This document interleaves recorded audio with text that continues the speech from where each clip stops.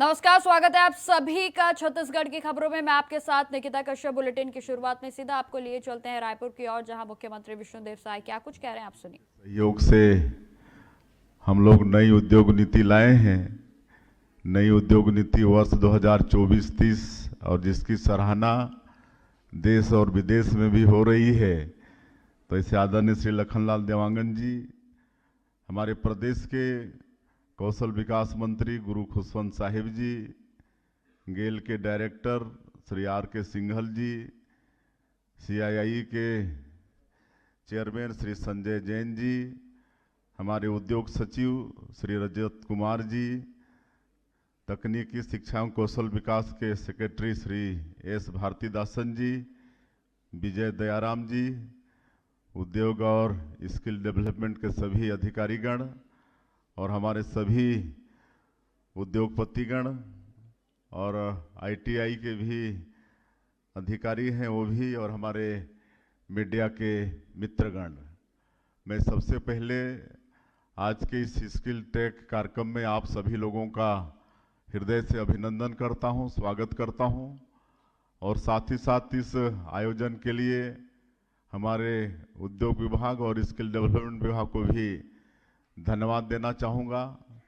निश्चित रूप से हमारे प्रदेश के युवाओं के लिए आज का ये कार्यक्रम उनके विकास के लिए एक मील का पत्थर साबित होगा। हमारा देश और हमारा ये प्रदेश सबसे युवा है।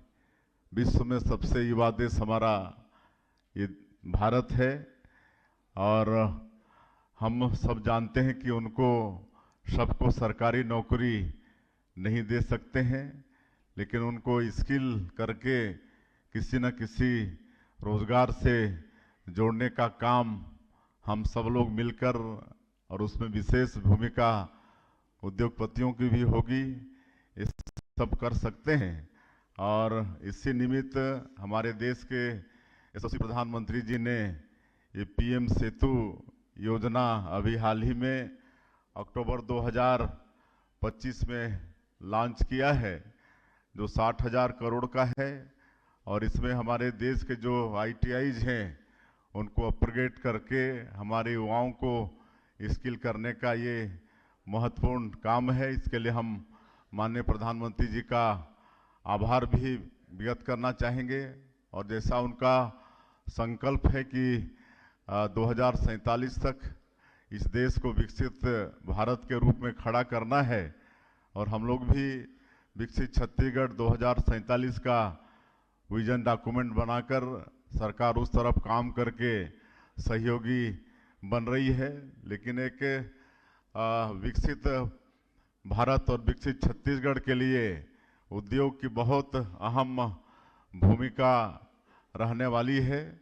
इसमें आप सभी उद्योगपतियों का और आपके उद्योग का अहम रोल रहने वाला है। और आज सब हम लोग यहाँ पर बैठे हैं, निश्चित रूप से युवाओं के भविष्य में अच्छा काम होगा। और जिस तरह से मैं नई उद्योग नीति की बात कर रहा था, उसकी सराहना बहुत अच्छे से हो रही है। हम लोग कम ही जगह गए हैं, लेकिन हमको लगता है कि 1 साल ही हुआ है। लेकिन जैसे हमारे उद्योग सचिव, हमारे उद्योग मंत्री भी बताए कि अभी तक 7,83,000 करोड़ का निवेश प्रस्ताव हमारे प्रदेश को मिल चुका है। और खाली मिला नहीं है, बल्कि धरातल में कई सेक्टर में काम चालू भी हो गया है। सेमीकंडक्टर प्लांट का, AI डाटा सेंटर का, ये सब का काम शुरू भी हो गया है। लेकिन हम समझते हैं कि ये स्किल डेवलपमेंट का काम बहुत महत्वपूर्ण होगा, और आज के इस आयोजन का भी वही उद्देश्य है। तो जो माननीय प्रधानमंत्री जी PM सेतु के माध्यम से हमारे देश के युवाओं को IITs के माध्यम से स्किल करना चाहते हैं, उसमें आप उद्योगपतियों का भी बहुत रोल रहेगा। हम आग्रह करना चाहेंगे, वैसे तो करते ही हैं, आप लोग पहले से ही कर रहे हैं, लेकिन विशेष अब योजना बनाकर इसको करने की आवश्यकता है। जैसा PM सेतु में भारत सरकार का 50% प्रदेश शासन का 35%, आप लोगों का 15%, ऐसा करके इसको आगे बढ़ाना है। और यहाँ पर महिंद्रा के हमारे पदाधिकारी, उनको हम धन्यवाद देना चाहेंगे। कुछ महीने पहले ही उनके साथ सरकार का MOU हुआ था और अभी वो स्किल करके रोजगार देने का भी काम प्रारंभ किए हैं, तो उनको बहुत धन्यवाद देना चाहेंगे। और महिंद्रा में ऐसा कि मतलब कम पढ़े लिखे लोग भी उसमें स्किल करके कई काम पा सकते हैं। मुझे बड़ी खुशी हुई जब हम कुछ साल पहले हम अफ्रीका गए थे, तो माली एक देश है, वहाँ पर गए थे, तो वहाँ के लोगों ने बताया कि छोटा सा देश है माली। उन्होंने बताया वहाँ के प्रेसिडेंट ने कि आपके देश का बड़ा सहयोग हमारे देश के ऊपर है। मैं बोला हमारा देश तो वैसे ही दूसरे से सहयोग लेता है, तो दूसरे देश को भी सहयोग करता है। पहली बार हमको पता चला कि हमारा देश भी कई छोटे छोटे देश को सहयोग करता है। तो वहाँ पर माली में आपको मालूम होगा कि महिंद्रा ट्रैक्टर वहाँ पर बहुत पॉपुलर है, तो यहाँ से उसके पार्ट्स जाते हैं और उनका असेंबल होके ट्रैक्टर वहाँ के किसानों को दिया जाता है। तो महिंद्रा को मैं इसके लिए धन्यवाद देना चाहूँगा कि माली में भी महिंद्रा का नाम वहाँ पर है। एक दूसरा वहाँ पर सहयोग है, वहाँ पर टमाटर बहुत होता है, तो हमारे इंडिया के सहयोग से वहाँ पर टमाटर का पल्प बनाने का काम भी है। तो इस तरह से हमारे देश के उद्योगपति भी देश के बाहर भी अपने देश का नाम रोशन कर रहे हैं। तो हम लोगों को बहुत अच्छा करना है, उद्योग के माध्यम से विकसित छत्तीसगढ़ खड़ा करना है। और माननीय प्रधानमंत्री जी का जो संकल्प विकसित भारत खड़ा करने का है, उसमें सहयोगी हम लोगों को होना है। और आज कुछ MOU भी साइन होंगे, तो उनका भी हम स्वागत करना चाहेंगे। और ज़्यादा नहीं कहते हुए एक चीज़ हम आग्रह करना चाहेंगे कि छत्तीसगढ़ में उद्योग के लिए बहुत अच्छा वातावरण है। यहाँ पर सारे रॉ मटेरियल्स हैं। अब एक जो विकास में बड़ा बाधक था नक्सलवाद, वो भी समाप्ति की ओर है। लेकिन हम चाहेंगे कि हमारा विशेषकर बस्तर और सरगुजा, जहाँ पर सैकड़ों तरह के फॉरेस्ट प्रोड्यूस हैं, और जो हमारा जो जनजाति समाज है वो कोई बहुत बड़ा उद्योग के तरफ उसका रुचि नहीं रहता है। लेकिन जैसे खेती उनका आजीविका का साधन है, उसके साथ साथ जो फॉरेस्ट प्रोड्यूस हैं, अगर उस क्षेत्र में वहाँ के हमारे बच्चों को स्किल करके उनको रोजगार से जोड़ने का काम वहाँ फॉरेस्ट प्रोड्यूस बेस कोई उद्योग स्थापित करके करेंगे, तो निश्चित रूप से ऐसे बस्तर और सरगुजा क्षेत्र का भी काफ़ी विकास होगा। और इस पर हमारे उद्योगपति सोचेंगे, ऐसा मैं आज के इस अवसर पर आग्रह करना चाहूँगा। और आप सब लोग आज के इस कार्यक्रम में पधारे हैं, सबका स्वागत है। और सब मिलकर हम लोगों को अपने प्रदेश को। खबरों में आगे बढ़ते हैं। खबर रायपुर से है, जहां मुख्यमंत्री विष्णुदेव साय ने कहा कि आगामी वर्ष को महतारी गौरव के रूप में मनाया जाएगा, और जहां जिसमें मातृशक्ति सम्मान और सशक्तिकरण पर जोर दिया जाएगा, तो वहीं उन्होंने कहा कि इस वर्ष की योजनाएं माताओं और बहनों के सशक्तिकरण, सुरक्षा, स्वास्थ्य और स्वावलंबन की पर केंद्रित होंगी। यह वर्ष छत्तीसगढ़ की मातृशक्ति के नेतृत्व की और सम्मान का प्रतीक बनेगा, जो कि प्रदेश के विकास और समरसत्ता की नींव को भी मजबूत रखेगा। तो वहीं मुख्यमंत्री ने विश्वास वर्ष और अटल निर्माण वर्ष की सफलता का भी उल्लेख किया।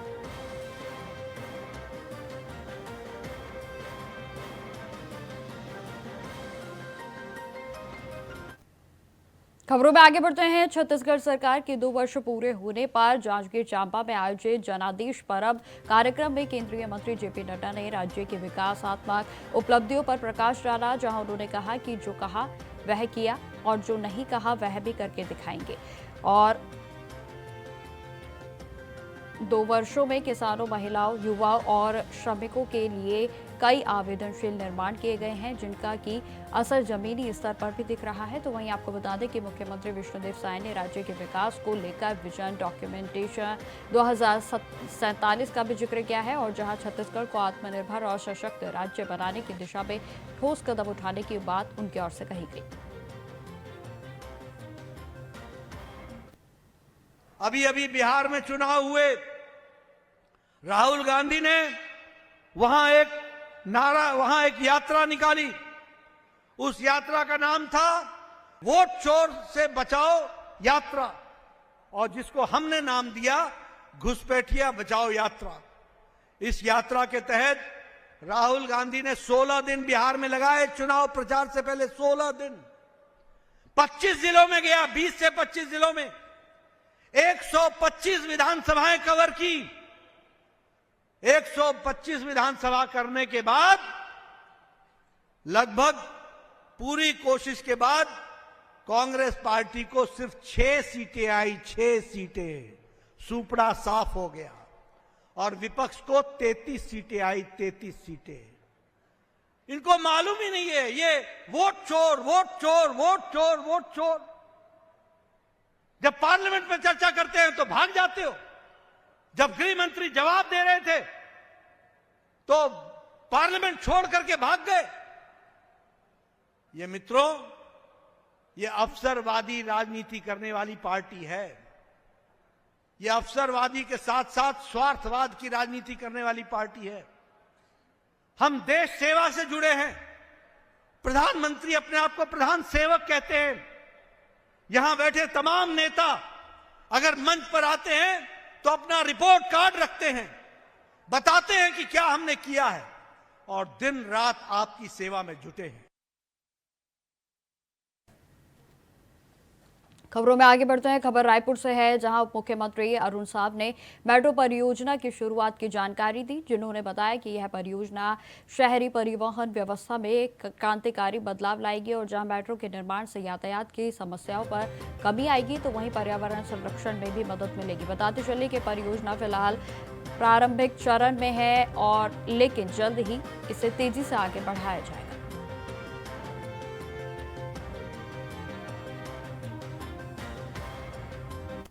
छत्तीसगढ़ में भी प्रारंभिक स्तर पर है मेट्रो का काम, और निश्चित रूप से अब जिस प्रकार से मेट्रो के मामले में चीन और अमेरिका के बाद भारत तीसरे स्थान पर पहुंचा है। आने वाले समय में पूरे देश भर में मेट्रो का जाल बिछ रहा है। आवागमन की अच्छी सुविधा उपलब्ध हो, किफायती हो, पर्यावरण के अनुकूल हो, इसके लिए प्रधानमंत्री माननीय नरेंद्र मोदी जी के नेतृत्व में लगातार काम हो रहा है। छत्तीसगढ़ में भी इस दिशा में तेज गति से आने वाले समय में काम होगा। चलिए अब आपको सीधा लिए चलते हैं मध्य प्रदेश के धार, जहां जेपी नड्डा क्या कुछ कह रहे हैं, आप सुनिए। भारत में आई है, इसको हमको समझ लेना चाहिए। आज हम उसके लीडर बन गए हैं। मैं आपके सामने ये आंकड़े रखना चाहता हूं। आज हाइपरटेंशन के लिए, हाइपरटेंशन यानी ब्लड प्रेशर के लिए आज 40 करोड़ लोगों की स्क्रीनिंग हो गई है। 40 करोड़ लोगों की। आज हमारे हाइपरटेंशन के पेशेंट्स 6 करोड़ 80 लाख डिटेक्ट हुए हैं। 40 करोड़ में से 6 करोड़ 80 लाख डिटेक्ट हुए हैं, यानी 6 करोड़ 80 लाख लोगों का इलाज शुरू हो गया है। और ये इसको बोलते हैं प्रिवेंशन। उसी तरीके से डायबिटीज के लिए आज 40 करोड़ लोगों का स्क्रीनिंग हो गई है, 40 करोड़ लोगों की, और उसमें से 4 करोड़ 60 लाख लोगों को डायबिटीज पाई गई है और उनका इलाज 30 वर्ष की उम्र में शुरू हो गया है। यह बदलता भारत है जिसको हमको समझना चाहिए। नहीं तो 60 साल तक हमको पता ही नहीं चलता था कि हम ब्लड प्रेशर के मरीज हैं, हमको पता ही नहीं चलता था कि हम डायबिटीज के मरीज हैं। आज हम 30 साल की उम्र में ये आंकड़े आपके सामने रख रहा हूं। हमारे कैंसर के पेशेंट की बात करूं तो 34 करोड़ लोगों का मुंह के कैंसर का स्क्रीनिंग हो गई है और उसमें से 2 लाख लोग कैंसर के पीड़ित पाए गए हैं। और अब हमारा दावा है कि किसी को कैंसर हो तो जिस दिन डिटेक्ट होता है उसके 90 दिन के 1 महीने के अंदर उसका इलाज शुरू हो जाता है। यह हमारी व्यवस्था है, इसको हम आपके सामने रखना चाहते हैं। उसी तरीके से महिलाओं में सर्विक्स कैंसर होता है। आज 8.5 करोड़ लोगों का स्क्रीनिंग हुआ है, बहनों का, जिसमें से 90,000 को डायग्नोज करके उनका इलाज शुरू कर दिया गया है। वक्ष का कैंसर, ब्रेस्ट कैंसर, लगभग 15.5 करोड़ की स्क्रीनिंग हुई है और 75,000 बहनों को डायग्नोज करके उनका भी इलाज शुरू कर दिया गया है। ये हमारा काम करने का तरीका है। ट्यूबरक्लोसिस में मोदी जी के नेतृत्व में आज भारत ट्यूबरक्लोसिस की कमी भारत की लगभग 21% हो गई है और दुनिया की कमी सिर्फ 12% पर खड़ी है। यानी हम दुनिया में भी ट्यूबरक्लोसिस को कंट्रोल करने में आगे बढ़े हैं। इस बात को भी हमको समझना चाहिए। मैं ये आंकड़े आपके सामने इसलिए रख रहा हूं क्योंकि स्वास्थ्य विभाग को अगर समझना हो तो इन सारी चीजों को हमको गहराई से समझने की आवश्यकता होगी और उसके माध्यम से ही हम आगे बढ़ सकते हैं। आज यहां आप सब लोग इलाज की बात करते हैं। ये जितने प्रथम पंक्ति में बैठे हुए नेता हैं इनसे पूछिए, ये सब एमएलए और एमपी हैं और आज के नहीं हैं। विक्रम वर्मा जी तो 70 के दशक से हैं। जब कभी किसी को गांव में कैंसर होता था, जब किसी को गांव में बाईपास सर्जरी की जरूरत पड़ती थी, जब किसी को गांव में एपेंडिसाइटिस का ऑपरेशन होता था, जब किसी का कोई वाल्व बदलना होता था हार्ट का, तो हम सब नेता चिट्ठी लिखा करते थे और उस चिट्ठी में लिखते थे, प्रधानमंत्री जी यह गरीब व्यक्ति है, इसका इलाज करना संभव नहीं है और इलाज करेंगे तो इसका मकान बिक जाएगा, इसकी जमीन बिक जाएगी। बुजुर्ग बोलते थे मेरा इलाज छोड़ दो।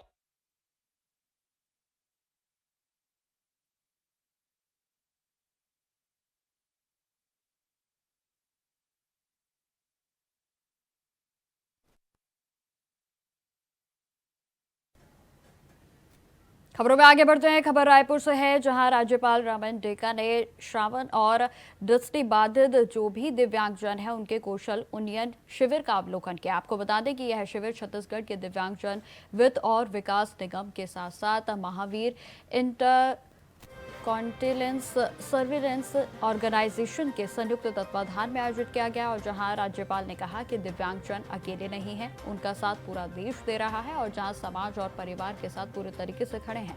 उन्होंने कौशल विकास को आत्मनिर्भरता और सशक्तिकरण का मार्ग बताया। तो वहीं राज्यपाल ने दिव्यांगजनों से आह्वान किया है कि वे प्रशिक्षण का लाभ उठाकर आत्मनिर्भर बने और दूसरों को रोजगार देने का माध्यम बने। उन्होंने दिव्यांगजन अधिकार अधिनियम 2016 की सराहना की और साथ ही साथ समाज से दिव्यांगजनों के प्रति सम्मान और स्वीकार्यता की आवश्यकता भी जताई।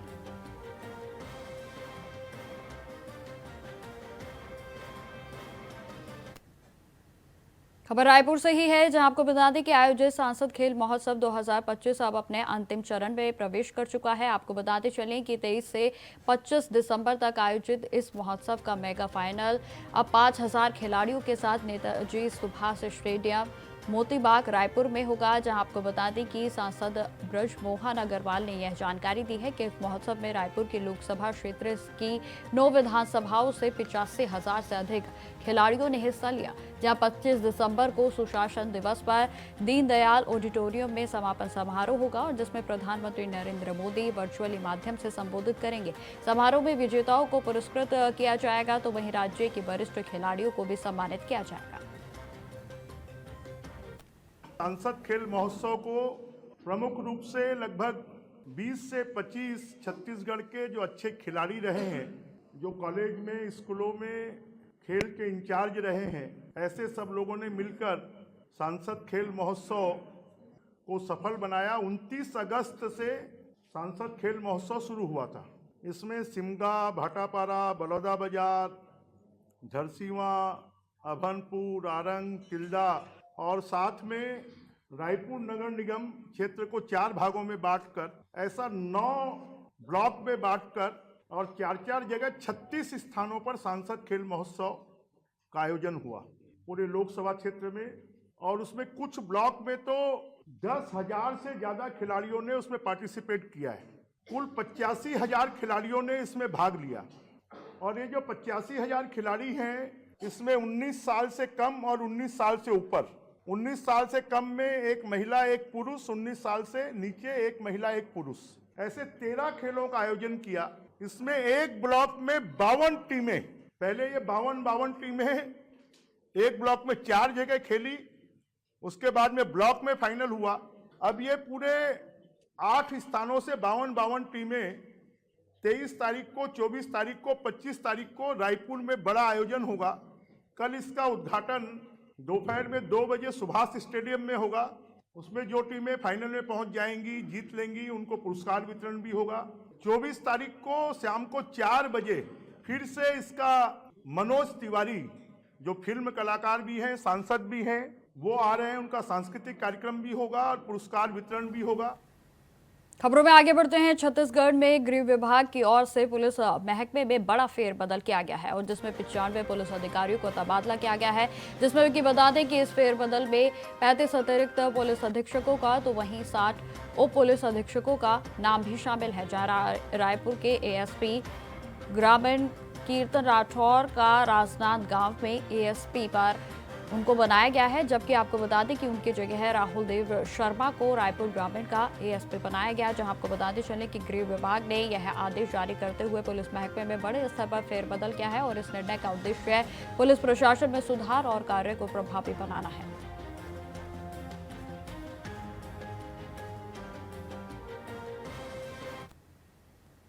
खबरों में आगे बढ़ते हैं। रायपुर स्थित पीडब्ल्यूडी न्यू सर्किट हाउस में आज एक दिवसीय मीडिया कार्यशाला का आयोजन किया गया और जिसमें केंद्र सरकार के द्वारा लागू की गई 4 नई श्रम संहिताओं पर चर्चा की गई। आपको बता दें कि इस कार्यशाला में गिग वर्कर्स, सामाजिक सुरक्षा, न्यूनतम मजदूरी, महिला श्रमिकों के अधिकारों के साथ साथ कार्यस्थल सुरक्षा मानकों पर विस्तार से चर्चा की गई, जहां विशेषज्ञों ने श्रमिकों को मिलने वाली सामाजिक सुरक्षा कवरेज, समान वेतन, सुरक्षित कार्य और वातावरण जैसे श्रम सुधारों के लाभों के बारे में जानकारी दी। इस कार्यशाला का उद्देश्य मीडिया में श्रमों को सुधारों के प्रावधानों और उनके साथ साथ सामाजिक आर्थिक प्रभावों का प्रति जो जागरूक है उनको लोगों को करना है, ताकि आपको बताते चले कि सुधारों को और भी प्रभावी संदेश समाज तक पहुंच सके। इस पे एक वार्ता आयोजित की और इसमें CLC office, central labour commissioner office और ईपीएफओ और ईएसआईसी से ऑफिशियल्स आए थे और मीडिया साथियों ने भी भाग लिया। और जो 4 नए लेबर कोड जो लागू हुए हैं उसमें जो मुख्य चेंजेस हैं या उनका जो पर्पस था कि किस उद्देश्य से उनको लाया गया और अल्टीमेटली ये कैसे जो लेबरर्स हैं और एम्प्लॉयर्स हैं उन पे इम्पैक्ट डालेंगे, उस पर चर्चा हुई, व्यापक चर्चा हुई।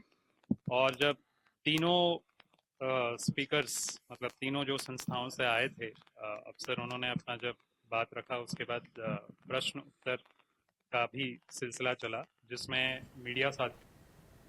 अब खबर बिलासपुर से है, जहां आज से 25 दिसंबर तक युवा राज्य महोत्सव का आयोजन किया जाएगा। आपको बताते चलें कि जिसका शुभारंभ मुख्यमंत्री विष्णुदेव साय करेंगे और इस महोत्सव में 3000 युवा 14 विधाओं से अपनी प्रतिभा का प्रदर्शन करेंगे और जिसमें लोक नृत्य, लोकगीत, वाद विवाद, चित्रकला और कविता लेखन शामिल है। बताते चले कि विजेता प्रतिभागी राष्ट्रीय युवा उत्सव में भाग लेंगे और जहाँ प्रतियोगिताएं 8 दलीय और 6 एकल विधाओं पे होंगी, जहां आपको बता दें कि जिसमें दलीय विधाओं के विजेता को 20,000 रुपये तो वहीं एकल प्रतिस्पर्धा के विजेता को 5,000 रुपये का पुरस्कार राशि दी जाएगी।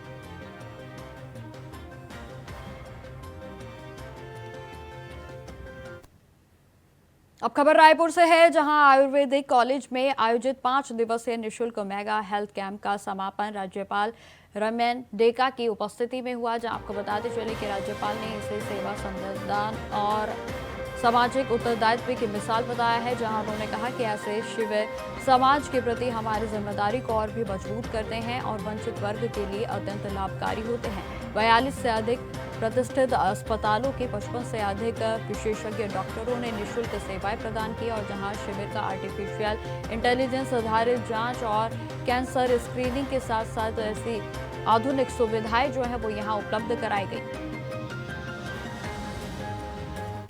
नेतृत्व, दृढ़ संकल्प और सतत समर्पण के कारण यह महाअभियान साकार हो सके। समाज के अंतिम पंक्ति में खड़े व्यक्ति तक बेहतर और सुलभ स्वास्थ्य सेवाएं पहुंचाने के उनके सूझ निसंदेह प्रशंसनीय और प्रेरणादायक।